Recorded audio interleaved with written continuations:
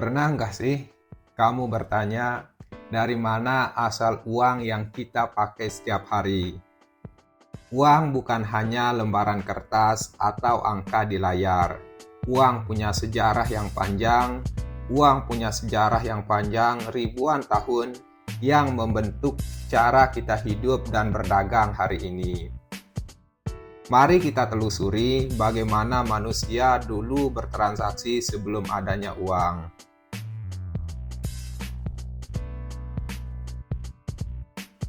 Sebelum uang ditemukan, manusia menggunakan sistem yang disebut dengan barter. Kamu punya gandum, aku punya daging, mari kita tukar. Nah, kurang lebih barter itu adalah menukar barang dengan barang. Tapi sistem barter punya kelemahan. Bagaimana jika kamu butuh garam tapi saya tidak butuh barangmu?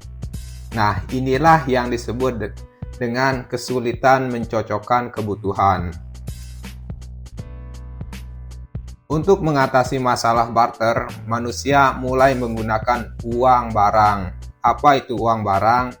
Barang-barang yang dianggap bernilai dan tahan lama seperti garam, cangkang kerang, atau logam mulia mulai digunakan sebagai alat tukar. Tapi tentu saja tidak semua uang barang praktis. Coba bayangkan bagaimana jika setiap hari kita harus membawa sekantong garam ke pasar dan itu kita lakukan setiap hari, bagaimana repotnya.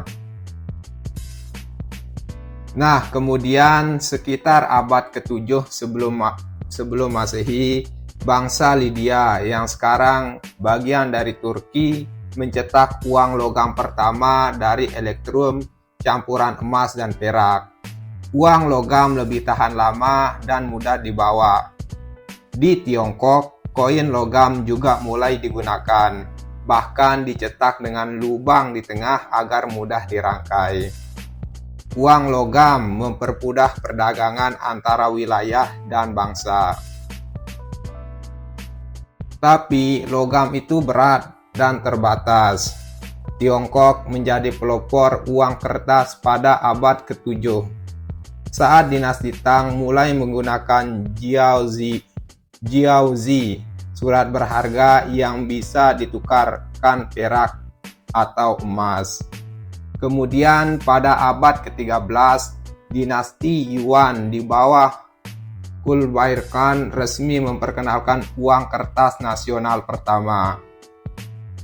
Eropa baru menyusul ratusan tahun kemudian dan pada saat ini sistem perbankan mulai berkembang. Hari ini uang yang kita pakai disebut dengan uang fiat. Apa itu uang fiat? Artinya nilainya ditentukan oleh kepercayaan, bukan lagi oleh cadangan emas atau perak. Bank sentral negara menerbitkan dan mengatur jumlah uang yang beredar.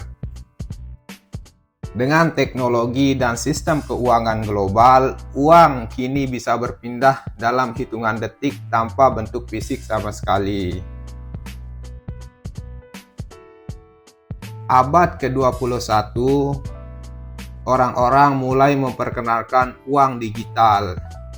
Dari dompet elektronik, pembayaran, hingga mata uang kripto serta Bitcoin. Uang tak lagi terlihat tapi tetap bernilai.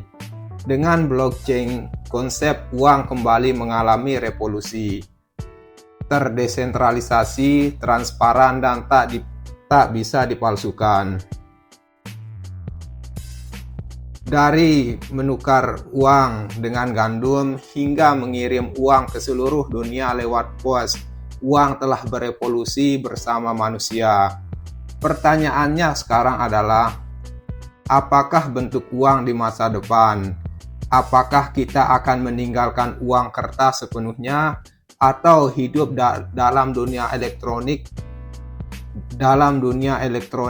dan ekonomi digital yang sepenuhnya tanpa batas? Yang pasti, selama manusia butuh bertransaksi, uang akan terus berubah mengikuti perkembangan zaman. Like dan subscribe video ini untuk cerita menarik lainnya.